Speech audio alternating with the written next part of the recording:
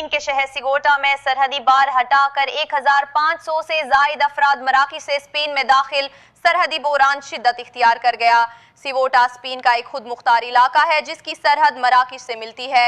ये यूरोप और अफ्रीका के दरमियान सरहद के तौर पर काम करता है, जिसकी वजह से ये अफ्रीकी तारिकीन वतन के लिए यूरोप में दाखिल होने का अहम रास्ता है।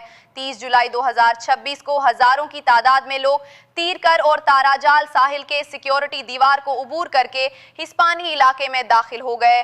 पुलिस और इमदादी इदारे मौके पर मौजूद थे, लेकिन लोगों की गैर मामूली तादाद के बाइस दस्तयाब सिक्योरिटी कोलैप्स हो गया और हजारों लोग स्पेन में दाखिल हो गए। हजारों अफराद की आमद के बाद पनाह गुज़ीन मराकिज मुकम्मल तौर पर भर गए, जिसकी वजह से कई अफराद को खुले आसमान तले सड़कों पर रात गुजारनी पड़ी। इसके अलावा मकामी इदारों, पुलिस, रजिस्ट्रेशन मराकिज और आर्जी रहाइश गाहों पर भी शदीद दबाव पैदा हो गया है। सूरत हाल की संगीनी के पेश नजर सिगोटा की शहरी असेंबली ने अपना पार्लिमानी इजलास मुअत्तल कर दिया ताकि सरकारी अफसरान और इंतजामी वसाइल को हंगामी सूरत हाल से निमटने के लिए इस्तेमाल किया जा सके।